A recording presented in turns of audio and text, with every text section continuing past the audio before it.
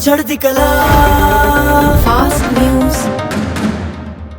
नमस्कार, मैं रचना शर्मा चढ़ती कला टाइम टीवी देख रहे सभी दर्शकों का स्वागत करती हूं। आप देख रहे हैं फास्ट न्यूज। प्रधानमंत्री नरेंद्र मोदी ने आज 5वें बिम्स्टेक शिखर सम्मेलन को संबोधित किया। इस दौरान पीएम मोदी ने कहा कि पिछले 2 सालों के चुनौतीपूर्ण माहौल में राष्ट्रपति राजपक्ष ने बिम्स्टेक को कुशल नेतृत्व दिया है। इसके लिए मैं उनका अभिनंदन करता हूं।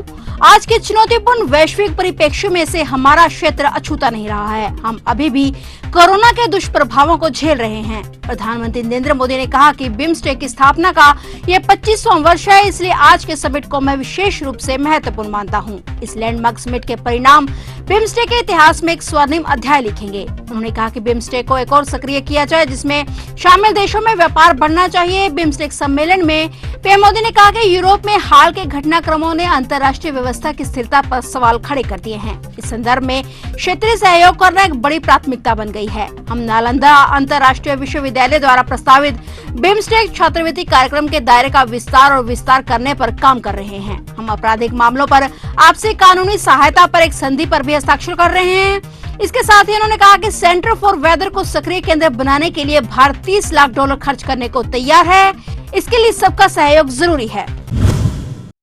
प्रधानमंत्री नरेंद्र मोदी ने बुधवार को कहा है कि 1 अप्रैल को होने वाले परीक्षा पे चर्चा कार्यक्रम को लेकर गजब का उत्साह देखने को मिल रहा है। प्रधानमंत्री के मुताबिक अब तक लाखों लोग इस सालाना कार्यक्रम के लिए अपने बहुमूल्य सुझाव और अनुभव साझा कर चुके हैं। यह आयोजन 1 अप्रैल को नई दिल्ली के तालकटोरा स्टेडियम में होगा। पीएम मोदी ने एक ट्वीट में कहा कि इस साल की परीक्षा पे चर्चा को लेकर लाखों लोग अपने बहुमूल्य सुझाव व अनुभव साझा कर चुके हैं। इसमें योगदान देने वाले सभी छात्रों, अभिभावकों और शिक्षकों का धन्यवाद करता हूँ। उन्होंने कहा कि उन्हें 1 अप्रैल का बेसब्री से इंतजार है। परीक्षा पे चर्चा के दौरान प्रधानमंत्री छात्रों से संवाद करते हैं। शिक्षा मंत्रालय का स्कूली शिक्षा एवं साक्षरता विभाग पिछले 4 साल से इसका आयोजन कर रहा है। इसके पहले 3 संस्करण नई दिल्ली में एक संवादात्मक टाउन हॉल प्रारूप में आयोजित किए गए थे। चौथा संस्करण पिछले साल 7 अप्रैल को ऑनलाइन आयोजित किया गया था।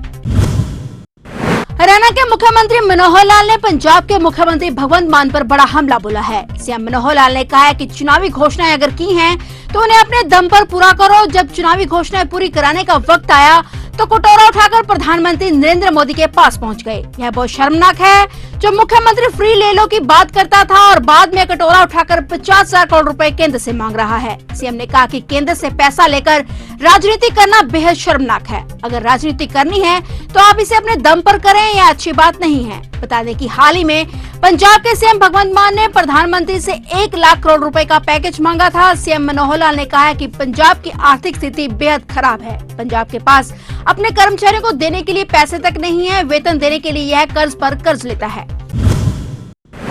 एक और दिल्ली में बढ़ते तापमान और गर्मी की वजह से बिजली की मांग बढ़ती ही जा रही है, तो वहीं केंद्र सरकार ने बुधवार को एनटीपीसी के Dadar station 2nd power station की पूरी 728 मेगावाट क्षमता 1 अप्रैल से हरियाणा को आवंटित कर दी है। ऐसे में दिल्ली में बिजली गुल होने का खतरा गंभीर हो गया है। इतनी बड़ी क्षमता का अचानक नुकसान दिल्ली में बिजली संकट का कारण बन सकता है। केंद्रीय बिजली मंत्रालय ने दिल्ली के बिजली मंत्री सत्येंद्र जैन द्वारा जुलाई 2015 में लिखे गए एक पत्र का हवाला देते हुए 1 अप्रैल से दादरी में एक राष्ट्रीय थर्मल पावर कॉर्पोरेशन संयंत्र से दिल्ली को आवंटित 728 मेगावाट बिजली को पड़ोसी राज्य हरियाणा में बदलने का फैसला किया है। केंद्रीय मंत्री नितिन गडकरी ग्रीन हाइड्रोजन से चलने वाली कार से आज संसद पहुंचे। इस दौरान उन्होंने कहा कि ग्रीन हाइड्रोजन का उत्पादन होगा, इसके स्टेशन होंगे और देश का आयात भी बढ़ेगा। इसके कारण नए रोजगार का भी निर्माण होगा। हम हाइड्रोजन का निर्यात करने वाले देश बनेंगे। केंद्रीय मंत्री नितिन गडकरी ग्रीन हाइड्रोजन से चलने वाली कार से संसद के लिए रवाना हुए थे। इस दौरान उन्होंने कहा कि हम हाइड्रोजन का निर्यात करने वाला देश बनेंगे। जम्मू कश्मीर के बारामूला जिले के सोपोर में बुर्का पहने एक महिला ने सीआरपीएफ कैंप पर पेट्रोल पंप फेंक दिया, जिसका एक वीडियो भी सामने आया है। वहीं कश्मीर के आईजीपी विजय कुमार का कहना है कि बुर्के वाली महिला की पहचान कर ली गई है। उस महिला को जल्द ही गिरफ्तार कर लिया जाएगा। दरअसल मंगलवार शाम एक महिला ने सीआरपीएफ कैंप पर पेट्रोल पंप फेंक दिया था और पूरी वारदात सीसीटीवी कैमरे में कैद हो गई थी। सामने आए वीडियो फुटेज में एक सड़क दिखाई दे रही है और इसी दौरान बुर्का पहने एक महिला कैंप के ठीक सामने वाली गली में अचानक रुक जाती है और बैग से पेट्रोल बम निकाल सीधे सीआरपीएफ कैंप पर फेंक देती है, जिसके साथ वहां ब्लास्ट हो जाता है। इसके बाद कुछ जवान पेट्रोल बम से लगी आग बुझाने के लिए बाल्टी से पानी लाते नजर आते हैं। वहीं पुलिस इस मामले की जांच में जुटी हुई है। कुशीनगर के बाबर हत्याकांड के फरार आरोपी को पुलिस ने गिरफ्तार कर लिया है। वहीं योगी सरकार ने पीड़ित के परिवार को ढांढस बंधाने के लिए फोन पर बात की। मुख्यमंत्री योगी आदित्यनाथ ने खुद मृतक बाबर अली की मां से फोन पर बात कर उन्हें कहा कि वह उनके बेटे जैसे हैं। मुख्यमंत्री ने परिवार को आश्वासन भी दिया है कि कोई भी आरोपी बख्शा नहीं जाएगा। बाबर की मां ने मुख्यमंत्री से कहा कि जिस तरह मेरे बेटे को मारा गया है, आरोपियों का परिवार भी बर्बाद होना चाहिए। मां ने बाबर की विधवा और बेटे को लेकर भी चिंता जाहिर की है, जिस पर मुख्यमंत्री योगी आदित्यनाथ ने परिवार को निश्चिंत रहने का आश्वासन दिया और मामले में सख्त कार्रवाई करने की बात भी कही। इतना ही नहीं, मुख्यमंत्री योगी आदित्यनाथ ने परिवार के जख्मों पर मरहम लगाते हुए 2 लाख रुपए खाते में ट्रांसफर कर दिए हैं। जिला प्रशासन ने बाबर की पत्नी फातिमा के खाते में 2 लाख रुपए जमा कर दिए हैं और इसके साथ ही जिला प्रशासन ने परिवार के अन्य सदस्यों का नाम भी राशन कार्ड में दर्ज करा दिया है। जिला प्रशासन बाबर के परिवार को सरकार की कल्याणकारी योजनाओं का लाभ दिलाने के लिए की गई कार्रवाई में जुटा हुआ है।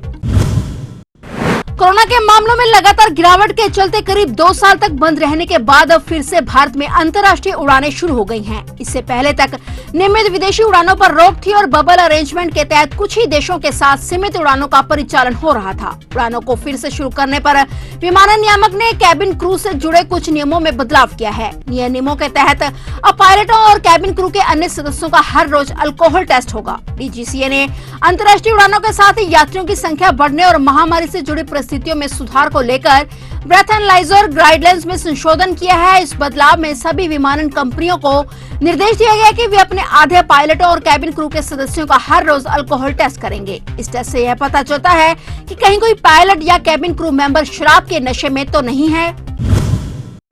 देश में कोरोना संक्रमण के लगातार घटते मामलों के बीच पिछले 24 घंटे के दौरान 1876 मरीज कोरोना मुक्त हो गए हैं। केंद्रीय स्वास्थ्य मंत्रालय की ओर से बुधवार को जारी आंकड़ों के मुताबिक पिछले 24 घंटे में सक्रिय मामलों की संख्या 674 से घटकर 14,704 रह गई है। इस दौरान 1,233 नए मामले आने के बाद कुल संक्रमितों की संख्या बढ़कर 4,30,23,215 का आंकड़ा पार कर गई है।